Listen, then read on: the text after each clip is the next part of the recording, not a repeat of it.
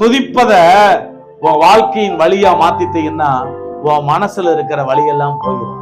ஆமென்.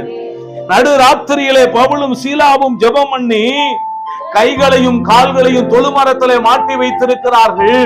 ஆனாலும் அவர்கள் தேவனை துதித்து பாடினார்கள். சொல்லுங்க, சூழ்நிலைகள் சாதகமா இருக்கிறப்ப மட்டும் பாடக்கூடாதுங்க. சூழ்நிலைகள் பாதகமா இருக்குல்ல, அப்பவும் பாடணும். ஸ்தோத்திரம். உடம்பெல்லாம் வலிக்குது, வேதனையா இருக்கு, முடியல, ஆனா அந்த சூழ்நிலையில கர்த்தரை பாடி பாரு. ஆமென்.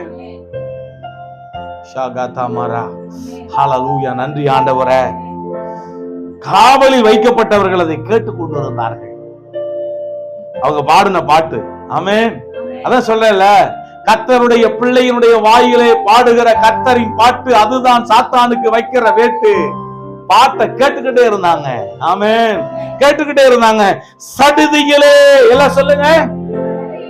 அவங்க பாடி துதி செய்ய தொடங்கின உடனேயே, பாட ஆரம்பித்த உடனேயே என்ன நடந்துச்சு? சடுதியிலே சிறைச்சாலையின் அஸ்திவாரங்கள் அசையும்படியாக நீ கர்த்தரை துதிக்க ஆரம்பிச்சீங்கன்னா உன் பிரச்சனைகள் எல்லாம் நடுநடுங்க ஆரம்பிக்கும்.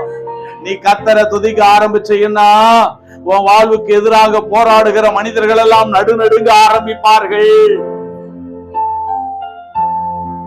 கர்த்தருக்கு முன்னாடி பயந்து நடுநடுங்கி கர்த்தரை துதிச்சீங்கன்னா உன் வாழ்க்கையில உனக்கு விரோதமா எழும்புகிற மனிதர்கள் எல்லாம் நடுங்கி போவாங்க.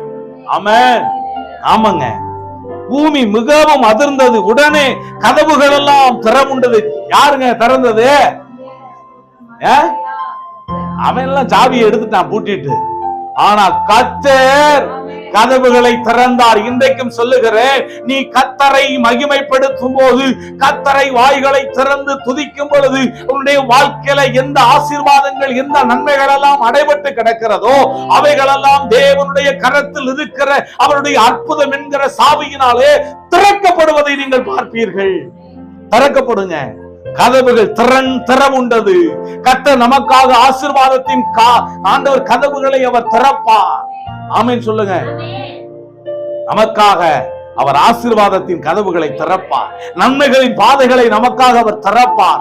கதவுகளை வேணா மனுஷர்கள் பூட்டிட்டு போகலாம். உனக்கு வர வேண்டிய பொருளாதாரத்தின் கதவுகளை பூட்டலாம். உனக்கு வர வேண்டியதான நன்மையின் கதவுகளை பூட்டலாம். ஆனா கர்த்தர் அந்த கதவுகளை எல்லாம் திறப்பார். எப்ப? வாயில நீ எப்ப கர்த்தரை துதிக்கிறதற்காக நீ முடிவு எடுக்கிறையோ, தீர்மானம் எடுக்கிறையோ, டெசிஷன் எடுக்கிறையோ, அன்னைக்கே கர்த்தர் உனக்காக ஒரு முடிவு எடுப்பார். உன்னுடைய வாழ்க்கைக்கு தேவையான ஆசீர்வாதங்களையும் நன்மைகளையும் கொடுப்பதற்காக அவர் அற்புதத்தின் சாவியை தன்னுடைய கரத்துல எடுப்பார். பாருங்க, சிறைச்சாலைக்காரன் நித்திரை தெளிந்து தூங்கிக்கிட்டு இருந்தவங்க நித்திரை தெளிந்து சிறைச்சாலையின் கதவுகள் திறந்திருப்பதை கண்டு கட்டுண்டவர்கள் ஓடி போனார்கள் என்று எண்ணி பட்டயத்தை உருவி தன்னை கொலை செய்து கொள்ள போனான். ஐயோ, கதவெல்லாம் திறந்து கிடக்கு. பவுலோட கையிலையும் சீலாவோட கால்கள்லையும் கைகள்லையும் இருக்கிற அதெல்லாம் கலண்டு போய் கிடக்க. இவங்க ஓடி போயிட்டாங்களோன்னு சொல்லி அவன் தன்னைத்தானே குத்தி கொலை செய்ய பார்த்தான். கர்த்தருடைய பிள்ளை எங்கேயும் பயந்து ஓட மாட்டான். ஆமென் சொல்லுங்க. அல்லேலூயா. ஏன் பயந்து ஓட மாட்டான் தெரியுமா? சுவிசேஷத்தை அறிவிப்பதற்கு பயப்படாதிருங்கள். ஆண்டவருடைய அன்பை மற்றவர்களுக்கு சொல்லுவதற்கு பயப்படாதிருங்கள். யாருக்கு பயப்படணும்? சேடைகளின் தேவனாகிய கர்த்தர் ஒருவருக்கு மட்டும்தான் நான் பயப்பட வேண்டும். அவங்க பயந்து ஓடல. ஆமென். என் ஜீவனே போனாலும் நான் உறக்க சொல்லுவேன், என் ஆண்டவர் இயேசு கிறிஸ்து ஒருவரே இந்த பூமியில் இருக்கிற அத்தனை மக்களுக்கும் ரட்சகர், மீட்பர். அவங்க பயந்து ஓடலங்க. பவுல் மிகுந்த சத்தமிட்டு, நீ உனக்கு கெடுதி ஒண்ணும் செய்து கொள்ளாதே, நாங்கள் எல்லாரும் இங்கேதான் இருக்கிறோம் என்றான். அப்பொழுது அவன் தீபங்களை கொண்டு வர சொல்லி உள்ளே ஓடி நடுங்கி, கவனிங்க, ஆண்டவருக்கு முன்பாக பயந்து நடுங்கி பவுல் அப்போஸ்தலனும் அந்த சீலாவும் கர்த்தரை துதித்து அவருக்கு முன்பாக நடுக்கத்தோடு பாட்டு பாடி அவரை மகிமைப்படுத்தினார்கள். இப்பொழுது இந்த மனிதன் பவுலுக்கு முன்பாக சீலாவுக்கு முன்பாக நடுங்கி அவன் விழுகிறான். அதே போலதான் நீங்க ஆண்டவருக்கு நடுங்கினீங்கன்னா உங்களுக்கு எதிராக வருகிற மனிதர்கள், சத்துருக்கள், பகைவர்கள் உங்களுக்கு நடுங்குவார்கள். நீங்க அவங்களுக்கு நடுங்க வேண்டிய அவசியமே இல்லை. பாருங்க, இங்க போட்டிருக்கு, அவர்களுக்கு நடுங்கி யாருக்கு? பவுலுக்கு.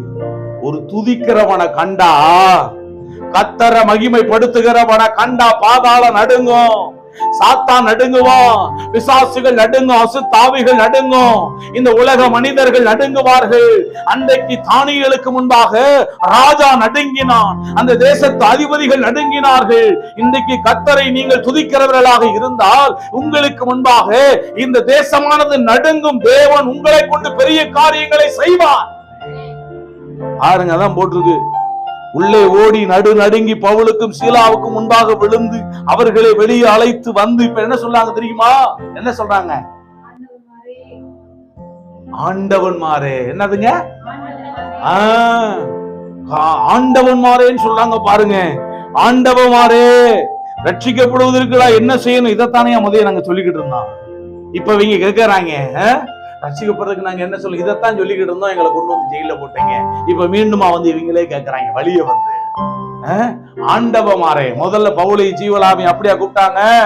ஆண்டவரை துதிக்கிற உங்கள் வாயிலிருந்து புறப்படுகிற துதிகள் எப்பொழுது வெளியே வர ஆரம்பிக்கிறதோ உங்களை இந்த உலகமானது வித்தியாசமானவர்களாக பார்க்கும். ஆண்டவமாரே என்று சொல்லி அழைக்க ஆரம்பிக்கும். ஆமென். ரட்சிக்கப்படுவதற்கு நாங்க என்ன செய்யணும்னு சொல்றாங்க. உடனே அவங்க சொல்றாங்க, அதற்கு அவர்கள் கர்த்தராகிய இயேசு கிறிஸ்துவை விசுவாசி, அப்பொழுது நீயும் உன் வீட்டாரும் ரட்சிக்கப்படுவீர்கள் சொல்லி அவங்க கர்த்தருடைய வசனத்தை அவர்களுக்கு போதிக்கிறார்கள். பாருங்க, நல்லா கவனிங்க. அவர்களை அழைத்து கொண்டு போய் அந்த சிறைச்சாலை தலைவன் என்ன செஞ்சானா? அவங்க காயங்களை கூட்டிட்டு போய் கழுவுனானா. அவங்க உடம்பெல்லாம் காயங்க, இயேசுவுக்காக காயப்பட்டிருந்தார்கள். பவுலும் சீலாவும் பாருங்க, எப்ப கர்த்தரை துதிச்சாங்களாம் அவங்க?